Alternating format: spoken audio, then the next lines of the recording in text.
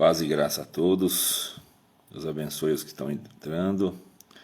Aguardando aqui o nosso caro irmão Anderson entrar também.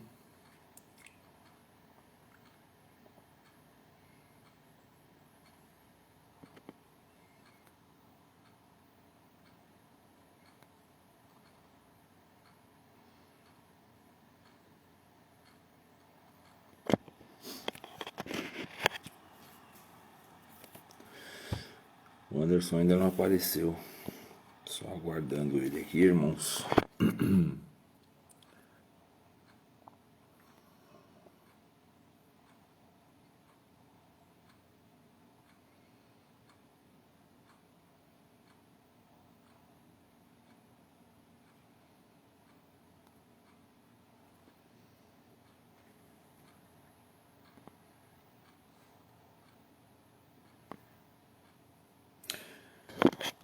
Amém, as saudações.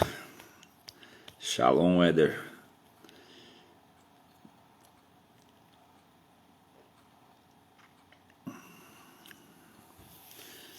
Deixa eu ver se está acontecendo alguma coisa com o Anderson lá.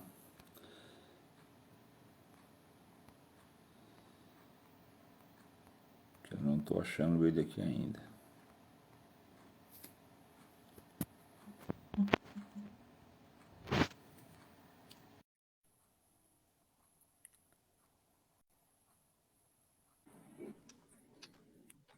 E aí, brother? E aí? Tudo bem? Deus. Amém. Graças a Deus. Tudo tranquilo? Tudo já estão me doutrinando aqui que eu tô barbudo, rapaz. Meu Deus. Bom, o pessoal tá chegando aí, né, Eduardo? Vamos aguardar mais um pouquinho, né? Sim, tudo em paz com você, meu irmão? Graças a Deus. E você? Tudo em paz? Tudo bem, graças a Deus. Maravilha. Já temos que considerar aqui que tem vários dos que pediram saudações finais já entraram no começo, hein? Olha lá, ó o Rafa aí, ó. Ó o Rafa aí, ó. Ó o Rafa aí. Rafa, agora teve alguém que ficou chateado, todo deprimido, segundo ele, né? Eu não acredito, mas Joel de São Paulo, Glauber, falaram que ficaram. Legal. O pessoal tá chegando aí, já temos 112 pessoas, estão bem-vindos aí, né? Bem. O pessoal que tá chegando na live. Muito boa noite a todos, shalom, a paz de Deus, a paz de Cristo, a paz do Senhor, a paz. Recebam a paz. O Joel chegou agora, o Joel tá aí, ó. Tá aí. Se não falar o nome dele, ele disse que nunca mais assistiria. Eu acho que ele ia assistir depois. Olha só. Glória a Deus. Vamos no 6, foi? Só os anormais, ó. Alguém colocou aí que é só os anormais. É bem por aí, viu? Para acreditar que uma virgem ficou grávida, não é? Para acreditar que uma virgem ficou grávida e tudo apareceu do nada, só com a voz de um ser superior, a gente é meio maluco mesmo. Fabrício, grande abraço, Fabrício. Fabrício está com a gente também, hein? Grandes amigos aí, junto com a gente. Top. Legal. Bom, guerreiro. Começar, né? Tá contigo. Vamos lá, que Deus possa nos abençoar e que essa live possa ser transformadora para a vida das pessoas que vão participar, tanto agora como depois. Amém, amém. Você quer dar uma repassada no que a gente falou? Pelo menos fazer um resuminho? Só para dar o start? Vamos lá. Primeiro, acho que uma coisa muito importante é que nós vamos tratar só do capítulo 2. Nós fizemos uma introdução na primeira live, então o pessoal que ainda não participaram da primeira live, é interessante, né? Não precisa sair daí, mas é interessante você dar uma olhada na primeira live, que a gente falou muita coisa, né? A salvação é pela graça. Esse título é um título poderoso para as nossas vidas, é libertador, ele traz algumas chaves aí, né? De libertação, e essas chaves você consegue situá-las e pegá-las aí na nossa primeira live. O segundo ponto aqui, a partir do verso 11, nós vamos falar da união dos judeus e dos gentios, né? E O Eduardo vai explicar muito bem esse assunto, aí a gente vai conseguir entender. O que a gente entendeu aqui na primeira live é que o Senhor vivificou a gente, não? Então a gente vivia aí numa situação muito complicada, muito difícil, dentro do pecado, atolado em pecado, dentro de um caixão de injustiça, né? Como a gente falou, mas no verso 4, como Deus é riquíssimo em misericórdia, né? Ele não é só rico, mas ele é riquíssimo em misericórdia, pelo seu muito amor com que nos amou, para cumprir o que está escrito em João 3,16, ele veio com todo o seu poder, com toda a sua força, estando nós ainda mortos, quer dizer, numa condição de plena, vamos dizer assim, o morto a gente pode falar nem que ele está inquieto, né? Muito pelo contrário, o morto ele não consegue fazer nada, versus nada, nem se aproximar do seu Criador. Então vamos chamar, é a parábola que Paulo tenta usar aí para mostrar a condição que a gente estava, e isso a gente falou tudo lá no início, né? Para mostrar aí a partir do verso 7, nos séculos vindouros, a sua abundante riqueza da sua graça. Então foi explicado o que é graça, que é o favor imerecido, né? Onde nós estávamos e onde nós estamos, porque pela graça sois salvos por meio da fé, nós explicamos isso também. Isso não vem de vós, é dom de Deus, também não vem das obras para que ninguém se glorie, porque nós somos feitura de Deus, né? Que nos preparou para que a gente pudesse andar nas boas obras, né? Então, esse aí é um resumo da primeira live, e depois vale muito a pena vocês passarem por essa live que tá salva aí no Instagram do Eduardo. É isso aí, guerreiro. Quer acrescentar mais alguma coisa? Não, é só sobre pela graça sois salvos, né? E isso não vem de vós. Precisa ficar muito bem claro que não se trata da ausência de obras, né? Aquilo que a gente trabalhou, a questão do galho que não produz frutos, né? Arranca e lança-o fora. Mas o desejo tem que estar no coração, uma cobrança interna, e você suprir essa cobrança em tempo e fora de tempo, a todo momento que possível. Você está em cima dos dois pilares do amor, que para o meu entendimento é pregar o evangelho e suprir a mesa do pobre. Essas duas coisas, elas têm que estar como o fronte da vida do cristão, independendo de você estar bem ou você estar mal, até porque se Paulo fosse aguardar um dia favorável, ele nunca teria pregado o evangelho a ninguém, né? Ficaria esperando as coisas melhorarem para ele ir fazer a vontade de Deus. Então, as obras, ele também não esperava que fosse remunerado com a vida eterna pelas obras que ele praticou. Ele entendeu que a transformação do Evangelho de Cristo dentro do Espírito Santo trouxe essa nova criatura atuante, né, para viver em novidade de vida. Então ele tinha um desejo que ardia de uma forma incontrolável, que ele precisava levar esse evangelho a todos. E a prática das boas obras, ela só é a evidência de que o Espírito Santo está atuante, né? Deu certo o enxerto. Então as boas obras, elas têm que estar na nossa vida, mas elas não é um plano de recompensa para receber a vida eterna em troco delas, né? Não é por isso que seremos salvos. É por meio de fé, e a fé não vem de nós, a fé é dom de Deus, portanto nós não temos nenhum, como eu posso dizer, nós não agregamos valor a nada, não contribuímos com nada, não podemos ajudar Deus nos salvar, não dá para a gente contribuir com a suficiência da cruz, né? A cruz é suficiente, ela é plena. Ele disse, eu venci o mundo, e você há de concordar comigo que tem alguns pregadores que colocam um acréscimo, né? Vós vencereis também. E isso é uma mentira, Cristo não falou isso. Ele falou, eu venci o mundo, ou seja, todo o mérito desta vitória é meu. Não estou compartilhando, não estou dividindo com ninguém, até porque não há ninguém compatível em pé de igualdade para vencer o mundo. Então nós vamos vencer por ele, né? Somos justos por ele, justificados nele, não de forma natural. Eu não sou justo nas minhas obras.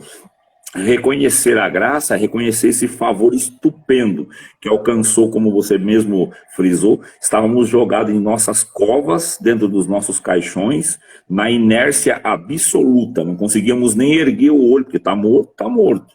Você não reage, você foi alcançado pela mão do favor, né? Que desceu em resgate da tua alma nas covas mais profundas da humanidade e suscitou vida por causa de Cristo. Então não dá para mim achar que as minhas obras, elas contribuirão de alguma forma para me fazer ser salvo. Não, isso é só por meio de fé, que fé é o firme fundamento daquilo que não se vê, mas que se espera. Então é um dom de Deus, porque humanamente é impossível eu crer naquilo que eu não vejo. Vendo, eu já tenho dificuldade de acreditar em alguma coisa, precisa de concluir algum raciocínio, precisa de palpar se aquilo realmente é verdadeiro. Agora a fé é um atributo de Deus, que ele nos dá como dádiva e nos faz crer naquilo que é invisível. É a única razão pelo qual sou salvo. E as obras em mim são só porque o Espírito Santo está operante, atuando. Né? Esses dias falando com alguns irmãos, e são pessoas que antes de batizar, eram pessoas envolvidas em filantropia, ajudavam os outros, sabe? Pessoas de bom caráter, honestíssima. E ele ficou com dificuldade de entender, né? Que boas obras são essas? Eu falei, as boas obras, elas são aquelas que, enquanto você parece uma boa pessoa em caráter, mas isso tem um limite. Isso sempre tem um limite. Se alguém pisar no teu carro, te encostar na parede, a criatura que está dentro de você, animal e diabólica, ela vai manifestar o que você é. Você vai reagir. Agora, Cristo foi encostado não só contra a parede, foi cravado na cruz. Verteram o sangue dele, expuseram os ossos da costela, arrancaram a barba com as mãos, deram de beber um vinagre que usava para desinfectar banheiros públicos, cravaram uma cruz na cabeça dele. E ele não reagiu, foi chamado filho da obediência, a ovelha muda. Esse é o tipo de natureza que em Cristo nós começamos a ter. É estas boas obras, que perdendo nós estamos ganhando, que dividindo nós estamos multiplicando, né? Que amando aquele que nos odeia, aí então estamos exercendo o amor verdadeiro. E essas coisas nem de perto se parasse com um homem que tem bom caráter. Ter bom caráter é o mínimo da obrigação de cada ser humano. E não são boas obras que nos transpõem, que nos faz receber a vida eterna em troco. As obras do Espírito Santo são superiores a qualquer homem bom. E este homem bom, posto a teste sem o Espírito Santo, ele vai falhar, como falhou todos. Né, um exemplo de Moisés, o cara tinha lá o nome de homem pacífico, né, uma fama em torno dele, que Moisés era um homem manso, né, carregava a mansidão consigo, mas aquilo nada mais era do que a atuação do Espírito Santo nele. Quando o Senhor deixou ele meio vazio para ele entender que ele não era nada, ele feriu a rocha com ira. Antes, ele voltou a ser aquele cara que, quando viu aquele problema, ele cometeu um homicídio contra um egípcio. Este era Moisés em sua própria natureza. Aquele Moisés que atuou na frente do povo, aguentando todo tipo de desaforo e sempre com duplo ânimo e mansidão, nada mais era do que o Espírito de Deus dentro dele. Então a gente tem que reconhecer, minha natureza não é capaz de amar, de perdoar, de ajudar constantemente, mas a natureza de Cristo em mim me transformou numa nova criatura.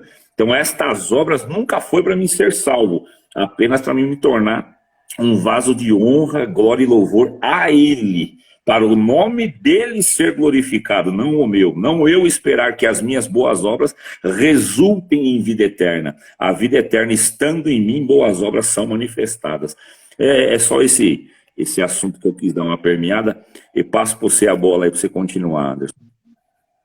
Top, e eu vou me usar aqui de um verso colocado pelo Alexandre aí, que está na nossa live. A fé é dom de Deus e obra do Espírito, conforme está escrito em Gálatas 5:22.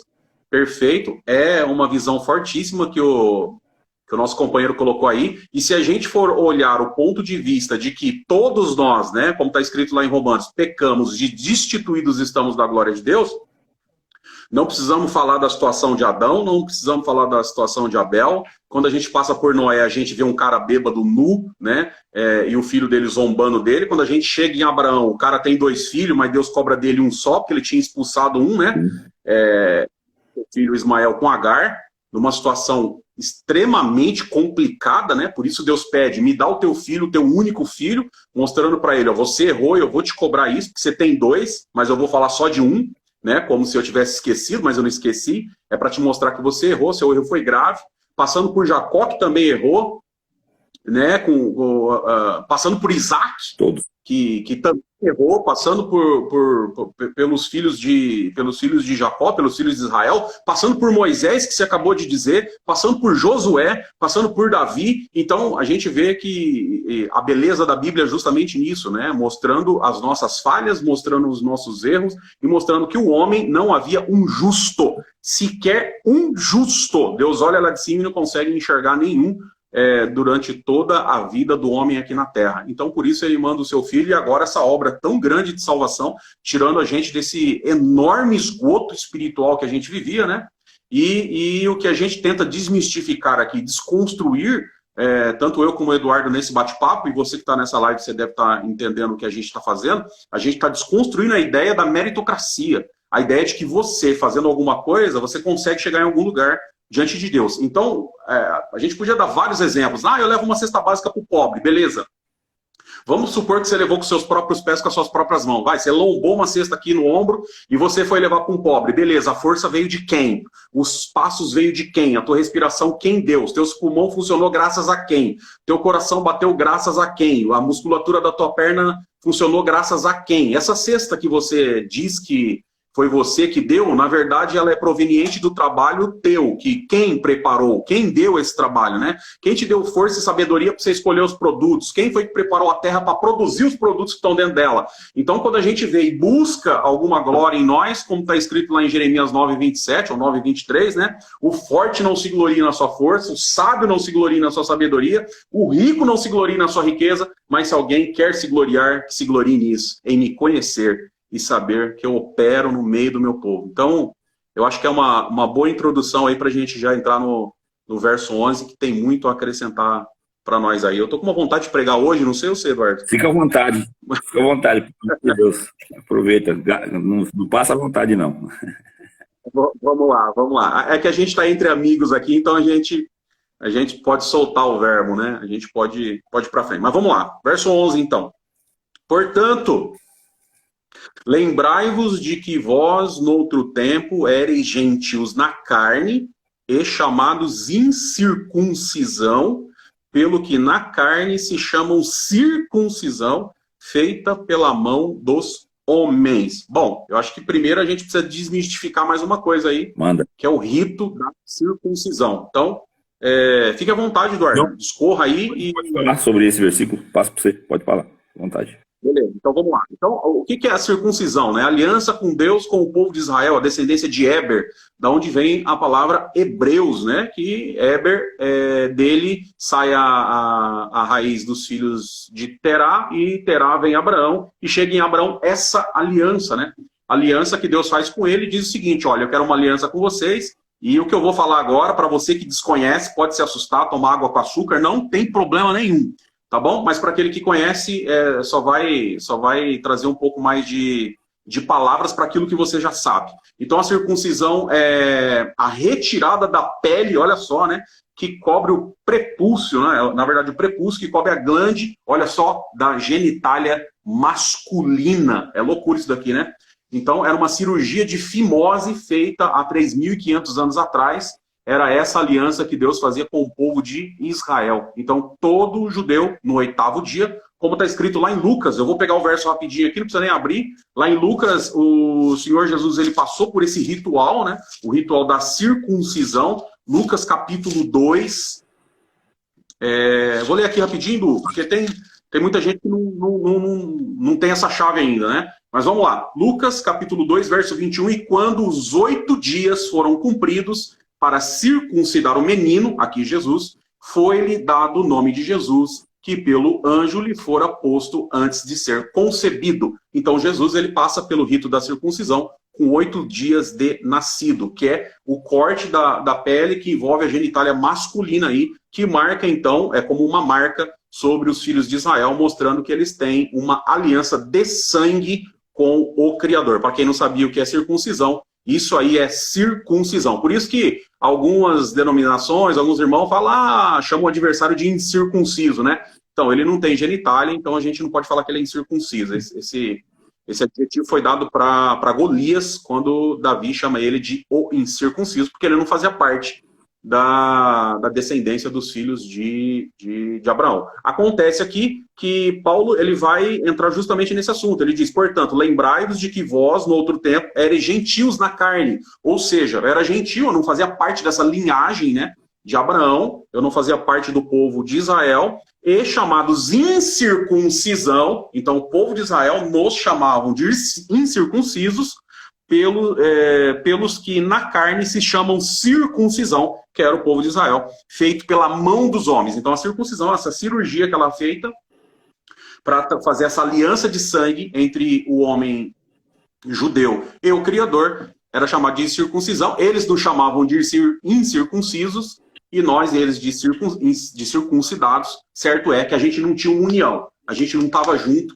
a gente não estava na mesma família. Quer acrescentar mais alguma coisa, Eduardo, sobre esse verso? Não, tá perfeito. Ficou então, ótimo. A não ser que você tenha algum tipo de posicionamento sobre o que isto, como que isso era entendido por valor, né? Essa circuncisão, qual o valor real dela dentro da Escritura? Tem alguma base? Na verdade, sempre foi considerado uma marca de separação. Porque a palavra santo, presta atenção você que está na live aí, a palavra santo ou santificado, quando ela é usada em qualquer parte da Bíblia, tanto na tradução do grego como do hebraico ou do aramaico, a palavra santo significa separado, e não santo, como foi pregado aí pela igreja do 3º século, 4º século, que era uma pessoa que carregava aquele negocinho em cima da cabeça, tal, com asinhas, tal. Não é esse tipo de santo. A Bíblia chama santo aquele que é separado. Tanto que Paulo vai falar várias vezes nas suas cartas, né? Separados nós estávamos da comunidade de Israel.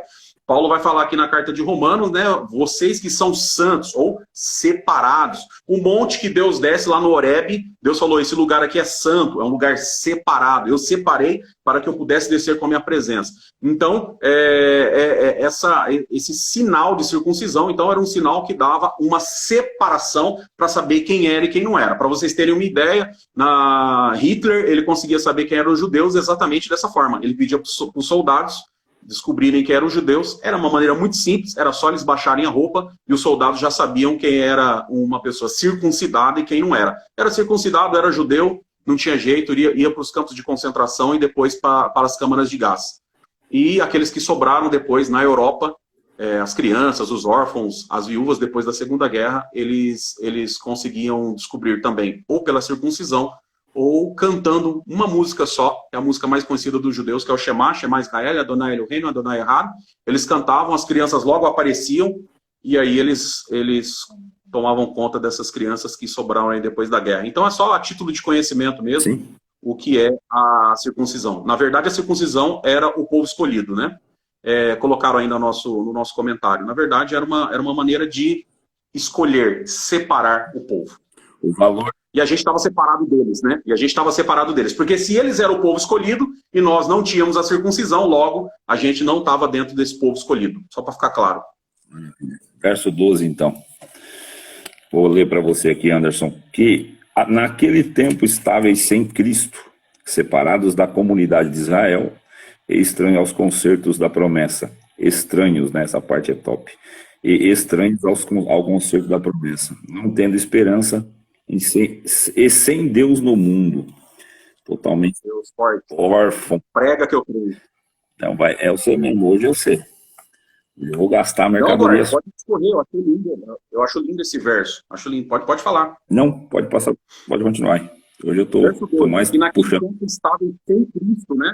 Naquele tempo a gente estava sem o Messias, separado da comunidade de Israel. Olha que top isso daqui, né? Lembra que Deus já tinha separado um povo para ele, através da circuncisão? A gente estava separado porque a gente era incircunciso. Até hoje aqui, né, a maioria dos brasileiros crentes são incircuncisos. Eles não passaram por esse tipo de cirurgia, a maioria, não estou falando todos.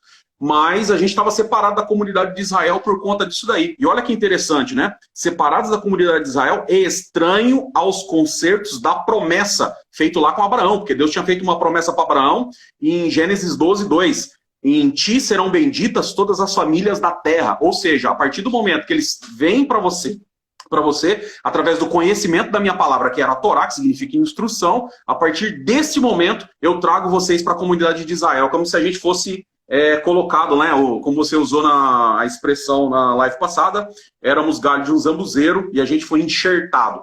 A ideia era essa no início, que a gente fosse enxertado em Israel. A ideia era essa. Por isso que Deus chamou Israel de um reino sacerdotal. Lá em Êxodo, Deus fala assim, eu quero que Israel seja um reino sacerdotal, que vocês consigam levar a minha palavra para todo mundo. Israel não foi feliz nisso, eles não conseguiram levar a palavra de Deus para todo mundo, então Deus não achou nenhum justo sequer, então por isso ele manda o Emanuel, Deus conosco, para ele fazer esse trabalho que Israel não conseguiu fazer, né? E lá no verso, terminando o verso 12, ele diz, não tendo esperança e sem Deus no mundo, era essa a nossa situação, por isso que Paulo chama nós de mortos, né? Sem esperança, quer dizer, já era, você está lá dentro do caixão, só falta enterrar. Era essa a ideia que Paulo estava querendo trazer aqui no verso 12, eu vou ler o 13 e a gente conclui o raciocínio. Mas agora em Cristo Jesus, vós que antes estava longe,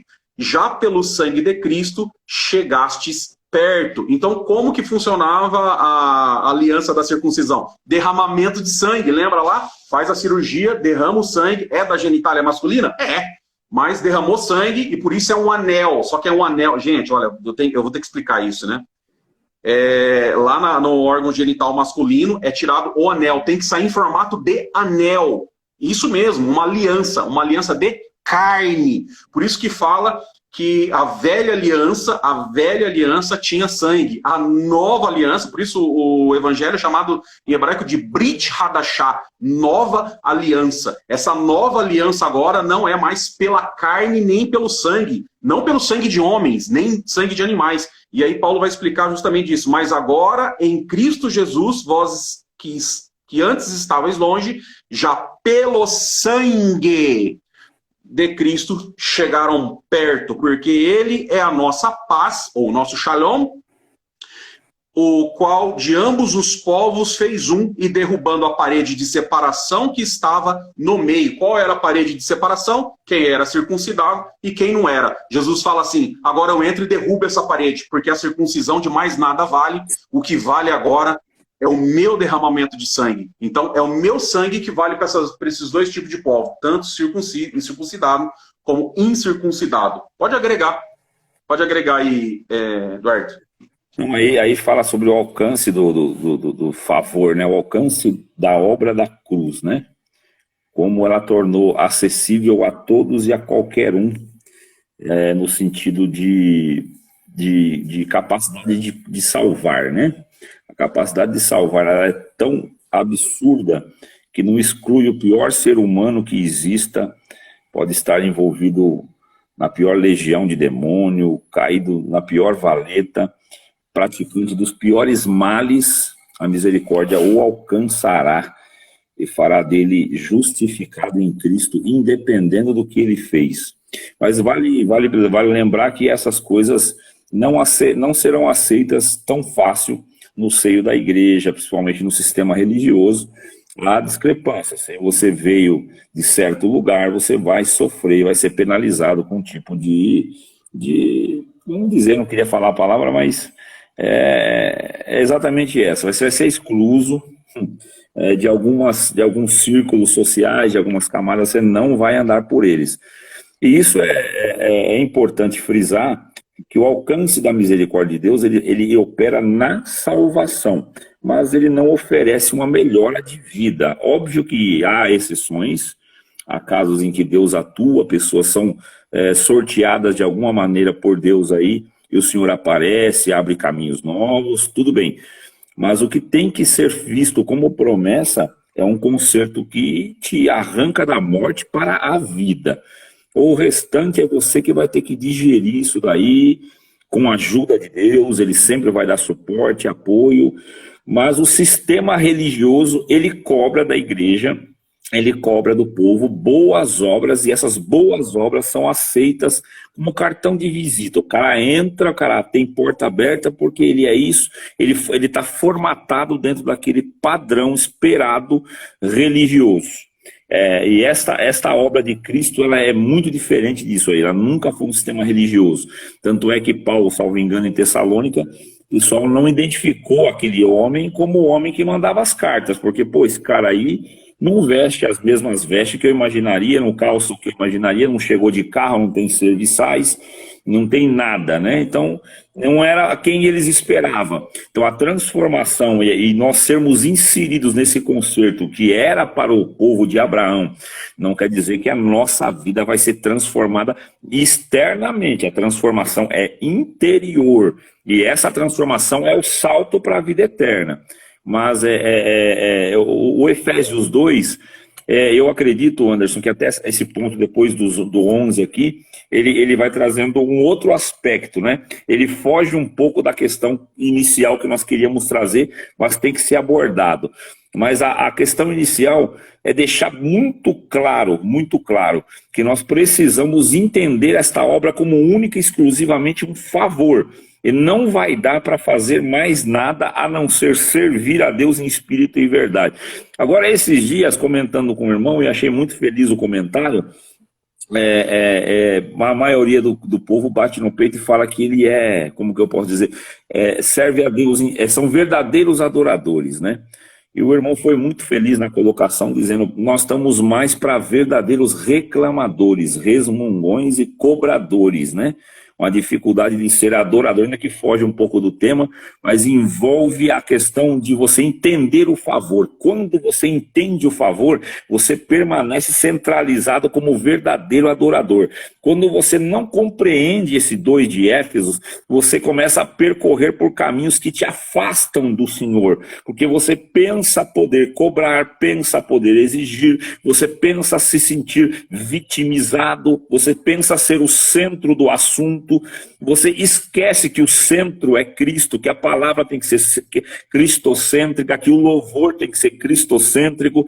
Tudo tem que ter Cristo no centro, se você entender o favor. Se você não entende o favor, você perde o centro, você sai do eixo e começa a percorrer por ilusões religiosas, e aí pesos dogmáticos vão fazer mais sentido do que a graça em si, porque você não partiu do lugar correto onde você deveria partir para compreender o evangelho num todo.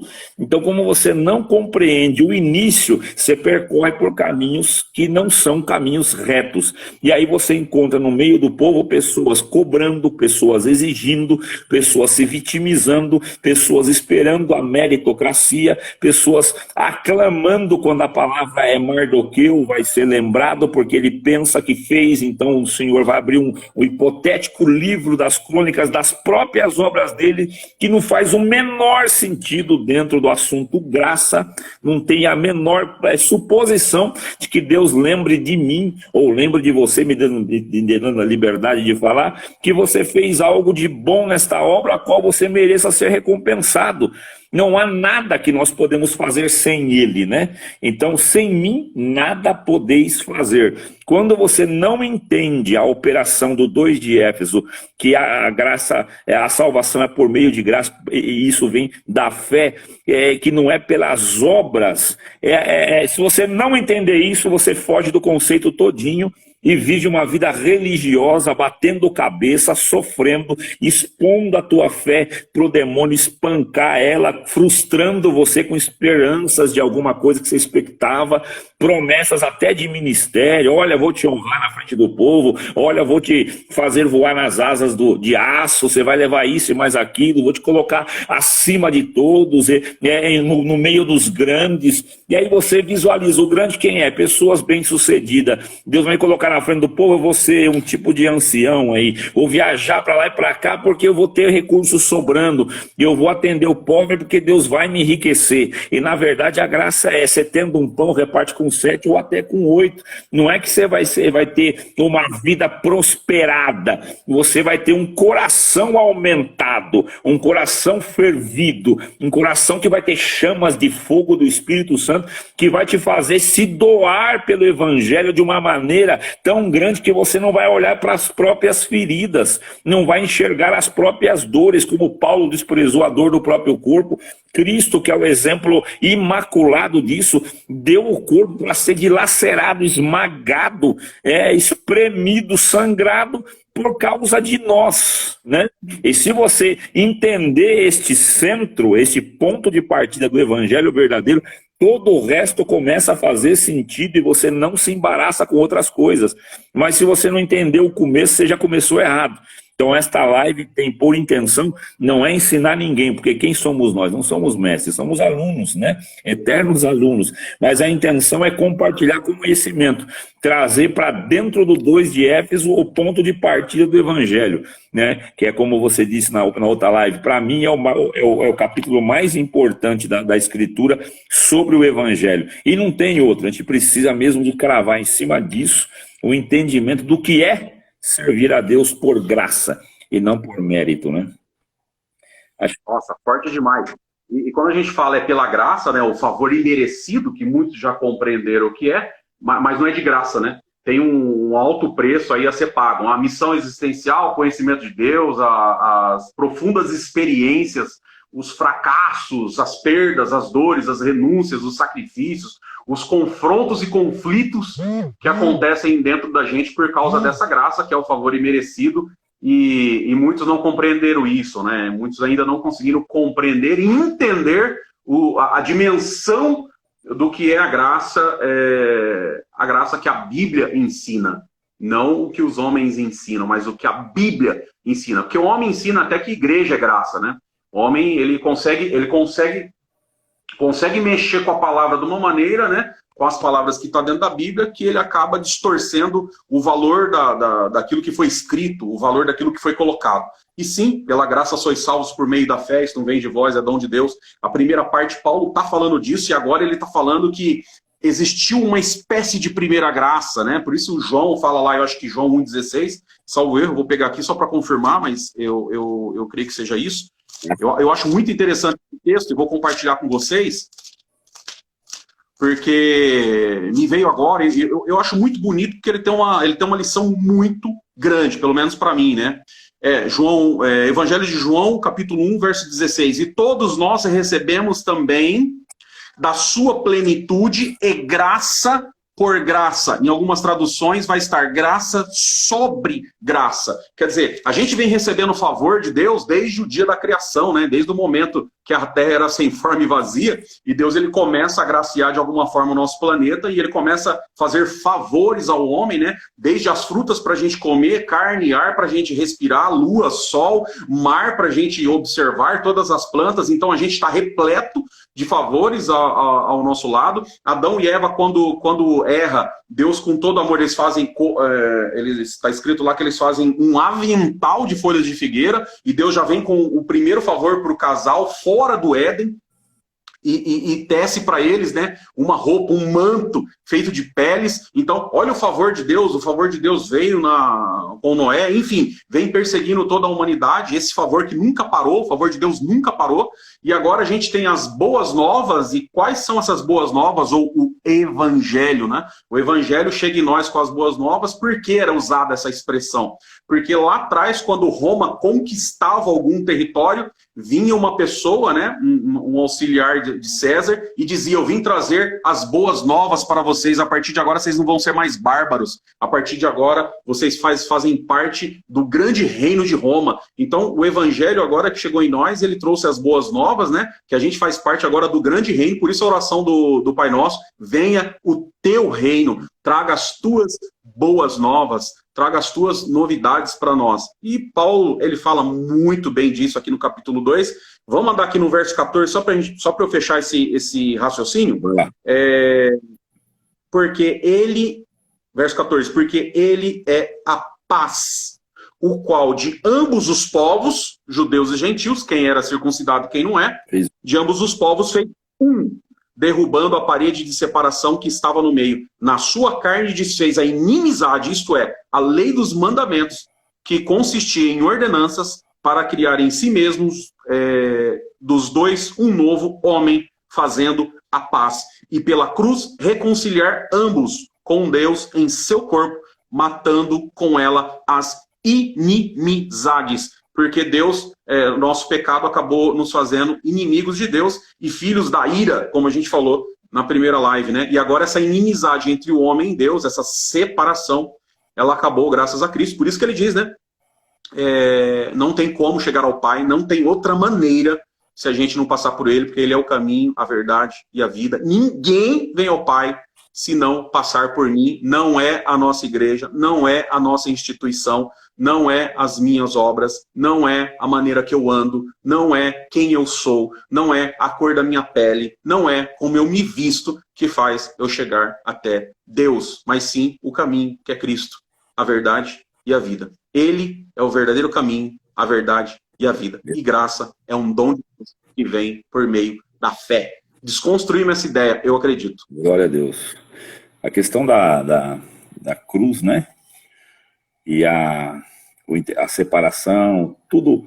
Até ontem alguns irmãos discorriam um assunto falando sobre a loucura da pregação, né? A loucura da pregação, na verdade, era esse entendimento da cruz, né?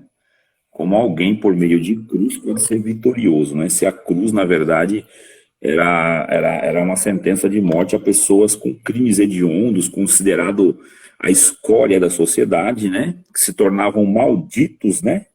E, portanto, recebiam esse tipo de pena de morte, né? Então, nunca foi uma coisa que dá para digerir como vitória. Por isso, ele inverteu os polos, né? Quando perguntaram para ele quem é o primeiro, ele respondeu que era o derradeiro, né? Quem é o maior lá no reino do céu, ele disse que era o menor. Enfim, ele estava sempre invertendo as coisas, né? E a questão da cruz, quando ele disse para aquele homem, pega a tua cruz e siga-me, né? Pega a tua cruz e siga-me. Nunca foi, era uma sentença de morte para pessoas malditas, e ele falou para nós pegar a nossa, né? E se nós considerarmos o que é realmente, ele mesmo nunca teve cruz, e ele mesmo nunca foi digno da cruz, né? Paulo falou, né? Ele se fez maldição em nosso lugar, né? Isso precisa ser considerado, ou seja, ele bebeu o cálice da ira e nos deu o cálice da alegria. Mas a cruz nada mais era do que, quando ele disse para pegar a nossa, ele queria que nós considerássemos, né? E existe um equívoco que é bem simples de a gente tratar. A igreja, num contexto geral, ela acha que cruz é provação. Cruz são aflições. Cruz vou até usar uma brincadeira aqui, hein, Anderson? Tem irmão que olha para a esposa e fala, eis aí a minha cruz, né? E tem irmã que olha para o esposo e fala, eis aí a minha cruz, né? Estou até levando para um lado mais divertido, mas acontece mesmo. E a verdade é, alguns irmãos sabem da prova do outro, falam, cada um tem um tipo de cruz, né? Uma cruz mais pesada, outra cruz mais leve. Na verdade, a cruz nada mais era do que a nossa condenação. Quando ele disse, pega a tua e siga-me, ele queria dizer o seguinte, você é maldito, nasceu condenado e você merece a cruz. Você é digno da cruz, pega a tua e siga-me. Mas ele queria dizer, pelo menos, que nós sentíssemos isso, né? Entendêssemos isso, que na posição de homens nunca nos valorizemos a ponto de achar que não merecíamos a cruz. O favor imerecido é exatamente isso. Ele pegou, como você mesmo disse, do teu irmão olhando na outra live, né? A tua mãe ia dar uma surra em você porque você estava todo sujo de lama.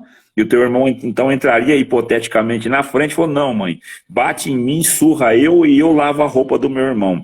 Ou seja, ele disse, pega a tua cruz. Então cruz nunca foi provação, nunca foi aflições, nunca foi enfermidades.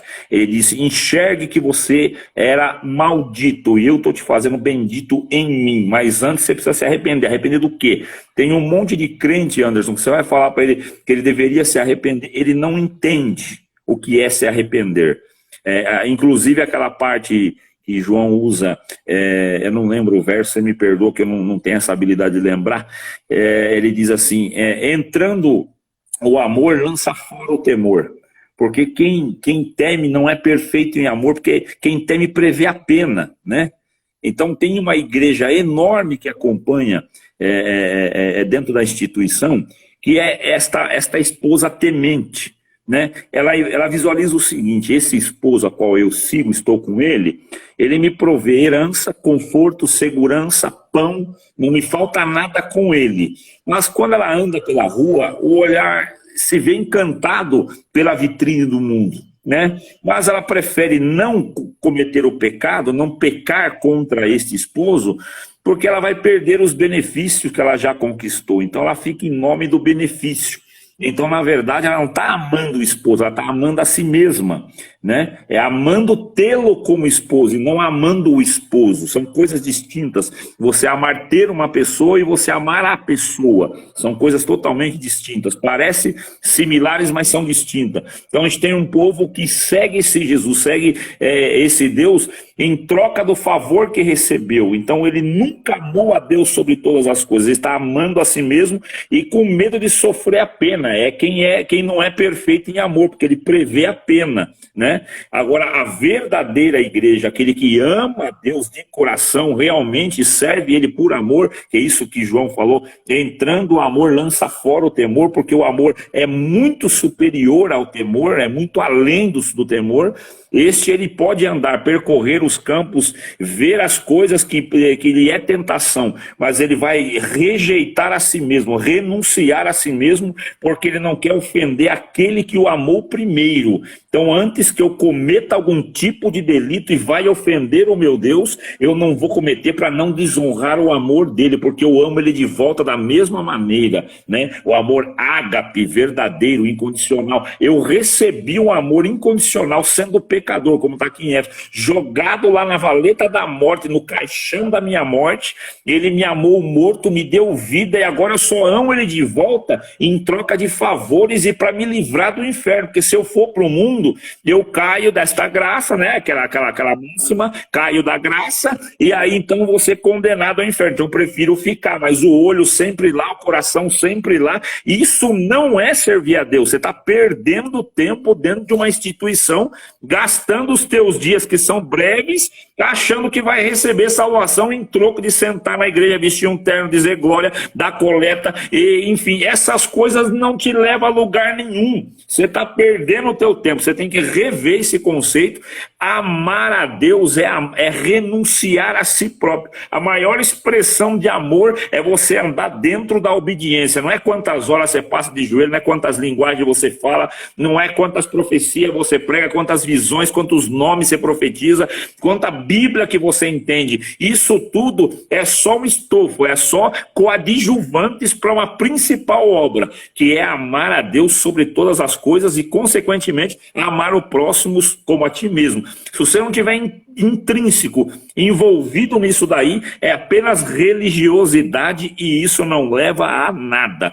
Então a verdadeira esposa, ela não peca não por medo de perder a benção e ser condenada ao inferno, ela não peca por medo de ofender aquele que amou ela primeiro e fez tudo, faz tudo, continua fazendo, e nós precisamos devolver no mínimo, gratidão e honra a esse Deus maravilhoso.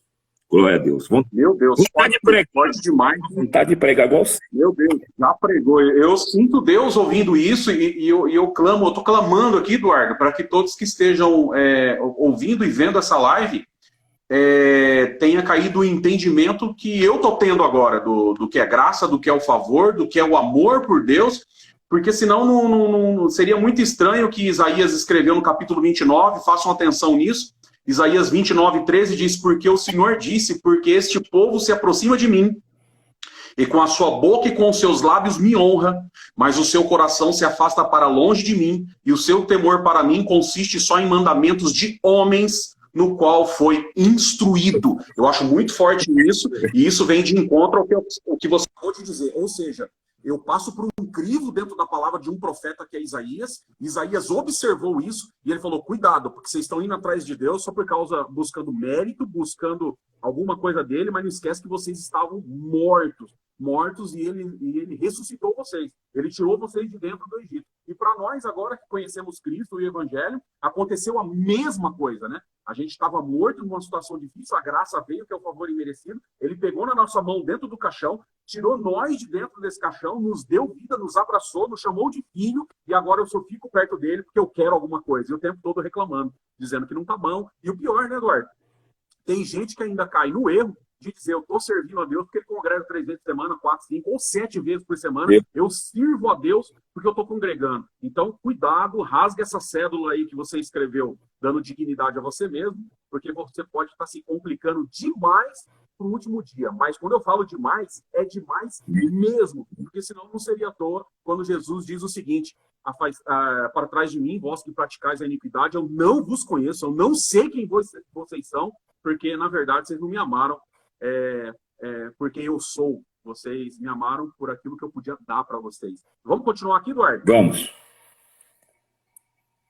E vindo, ele evangelizou a paz a vós que estavas longe, nós que estávamos longe, e aos que estavam perto, porque por ele ambos temos acesso ao Pai em um mesmo Espírito. Assim que já não sois estrangeiros, nem forasteiros, mas concidadãos dos santos, separados, e da família de Deus. Olha só, então, Deus tira nós do caixão, sem condição nenhuma, coloca a gente dentro de uma família espiritual, que é a família de Deus, né, a família celeste, edificado sobre o fundamento dos apóstolos e dos profetas, os dois, né, apóstolos e profetas, acabamos de citar aqui, Isaías 29:13, de que Jesus Cristo é a principal pedra da esquina. Por que então principal pedra da esquina? Porque ele acabou de falar profetas. Então, uma rua, imagina uma rua de profeta e a outra rua cruzando aí, ó, a rua dos apóstolos. Então, apóstolos e profetas. E Jesus está bem no meio dessa esquina, bem no meio, porque ele tanto ajudou os profetas como ele ajudou os apóstolos. Ele foi caminho para os dois, né? E ele diz o seguinte, no qual todo edifício bem ajustado cresce para templo santo do Senhor, no qual também nós, juntamente edificados para a morada de Deus no Espírito. Então, o que Eduardo falou da cruz, para você que está vendo a nossa live aí, a cruz, na verdade, além da gente carregar ela como toda a nossa angústia e tudo aquilo que nós fizemos, a cédula da nossa impiedade, também é a cruz o sinônimo de um altar. Por isso tem 4 pontas.